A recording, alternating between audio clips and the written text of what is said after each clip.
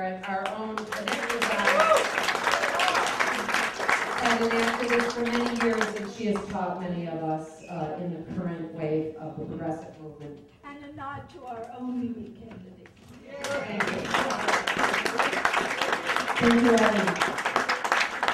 All right, let's move to the panel, and I know that some of you will have questions, but I think what I'd like to do is just give the microphone to our guests, and when we're done with that, perhaps there'll be question and answers. One thing I want to address is how many of you have not yet bought this book?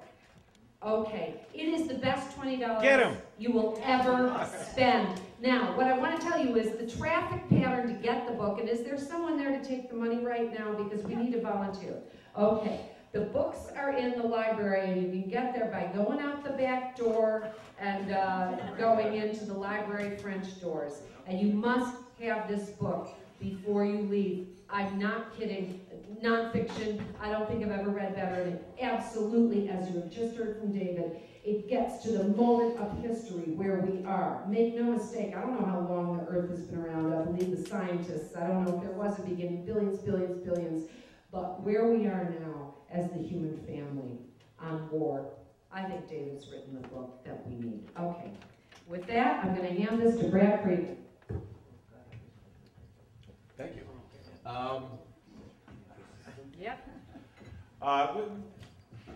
Thank you all for coming out here today. I'm furious that you had to. The fact of the matter is, you shouldn't have to come to Mimi Kennedy's house and jam into her living room to hear what David Swanson has to say. This is an absolute outrage that he is not on your radios, on your television sets. That's right. That his book is not in front at Barnes & Noble's, right up there next to...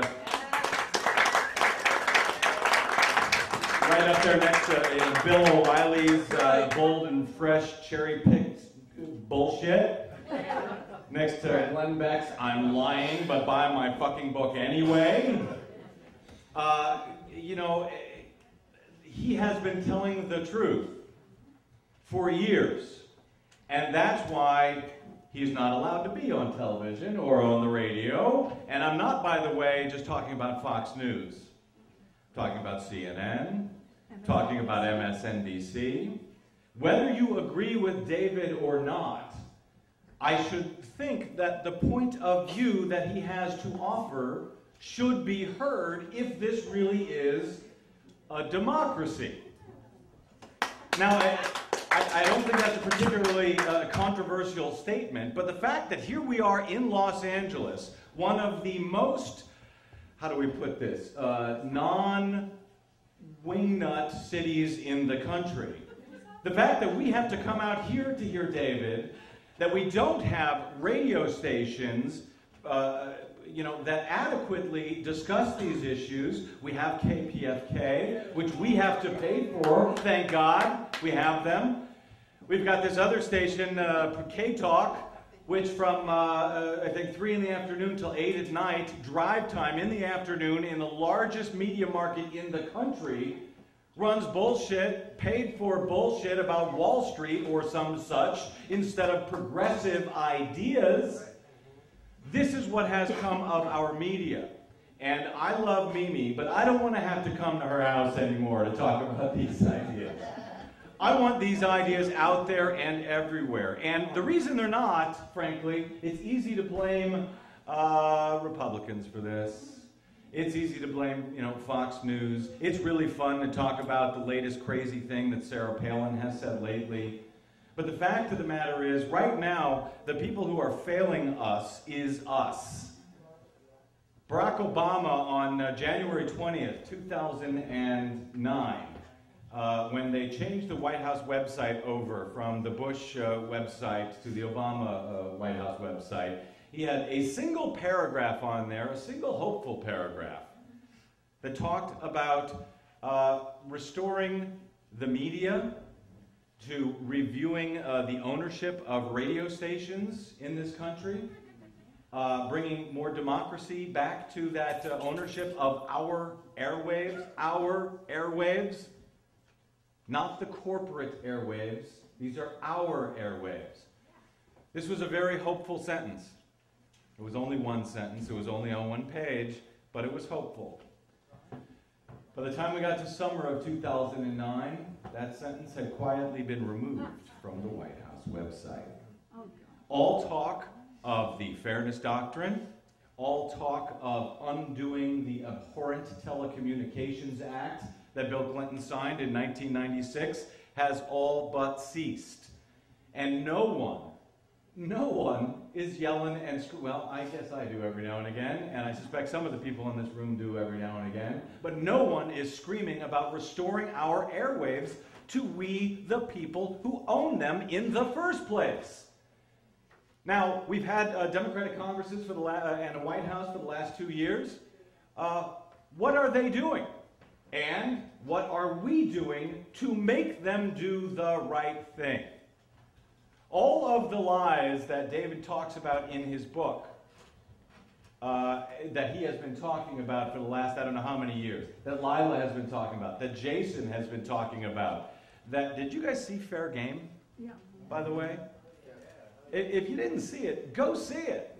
Because once again, there are the lies that got us where we are. The lies that David writes about in his book, the lies that he's been writing about, and Lila's been talking about, and Jason has been reporting on for I don't know how many years. After DowningStreet.org, David was the first guy up with this to say, hello, pay attention, people. Now there's a movie about it. Hello, pay attention, people. Now I know that all of you guys probably know all these things, otherwise you wouldn't be out here on a Sunday in the rain to hear this lefty speak and to face possible raids by the FBI, which I can't believe has not happened yet this afternoon. They'll be here any moment. But you know all of these things, but perhaps the people that you know don't know all of these things. We cannot begin to combat the lies until we get the microphone back, at least for a few minutes.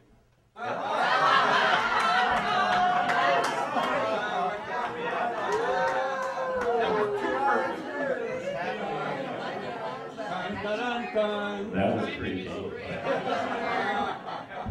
And with that, I'll give up the microphone, but I want to say that we can't begin to tell the truth to... It's coming and going. I don't need it.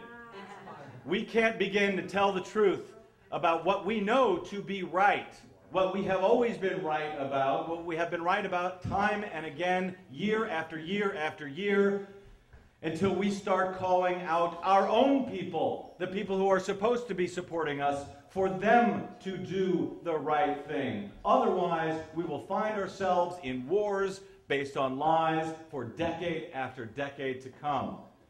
We can't afford that anymore, so I hope you'll join me and David and Lila and Jason to raise hell, tell the truth, and thank you all for coming out here this afternoon.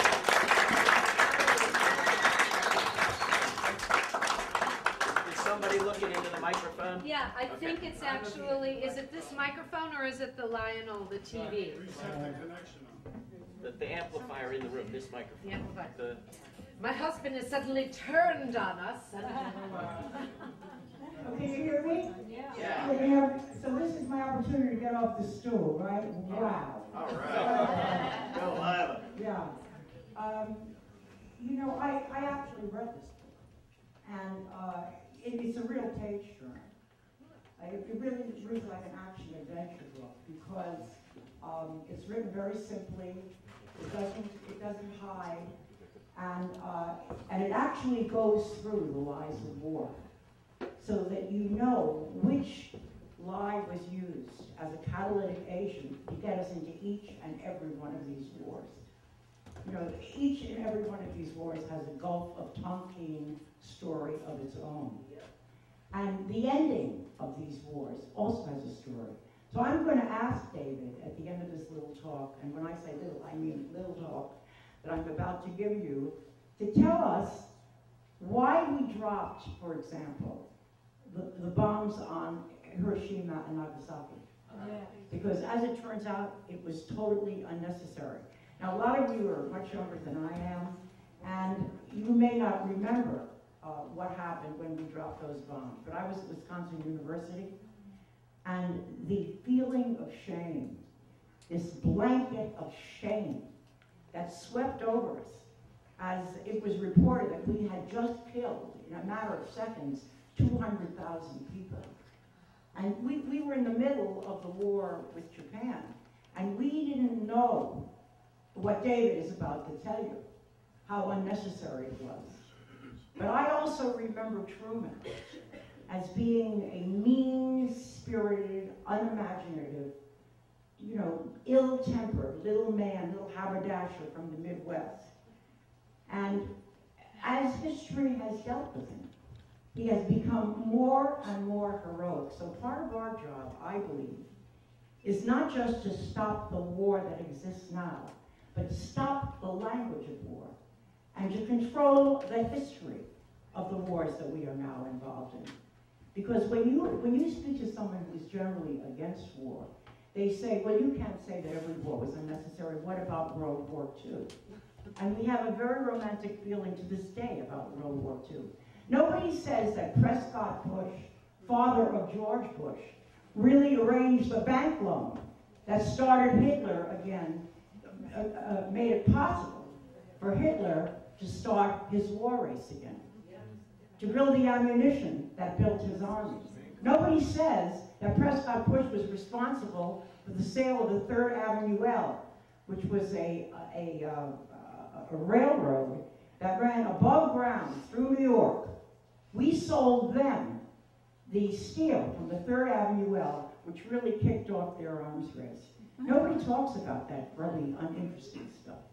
Instead, we are inundated by the language of war. I just want to say one thing about this last so-called victory for Obama, and that is the end of Don't Ask, Don't Tell.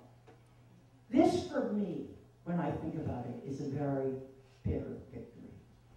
When you think of Don't Ask, Don't Tell, and the injustice of it from the word go, it's on that basis that we should have won this battle. Not on the basis that these people, the gays and the straights, are giving their life for their country. These noble men and women should be permitted to give their true identity.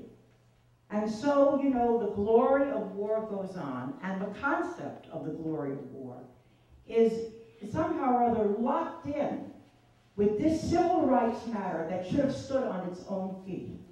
I want to tell you about a conversation I had with Pat Schroeder, who is responsible, a congresswoman, who is responsible for the fact that women suddenly received the privilege, in quote, of fighting alongside men. I went to see her, and I had a meeting with her alone, and I said, how can you do this? How can you fall for this phony reasoning?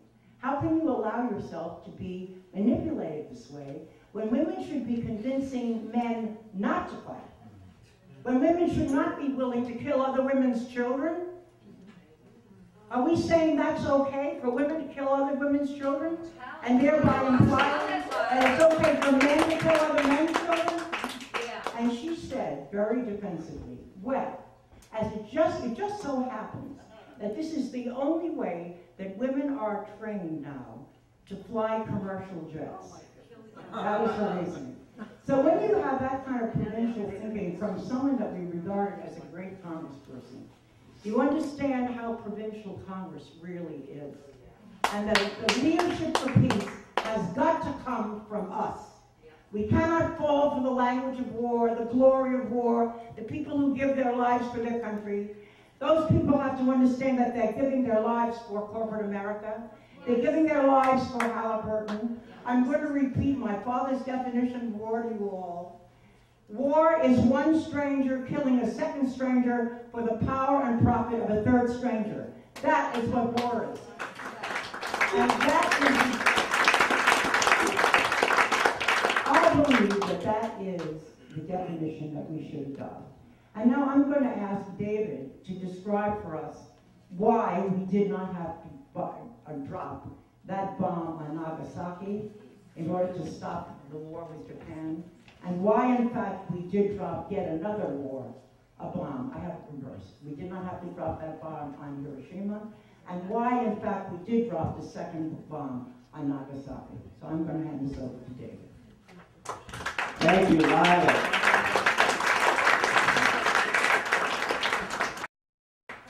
Well, Lila raised tons of topics I'd like to talk about, but I'll just answer that briefly, and I want to hear from Jason, and then maybe we'll pass the mic around and get some thoughts from you all. But on August 6th, 1945, President Harry Truman announced this.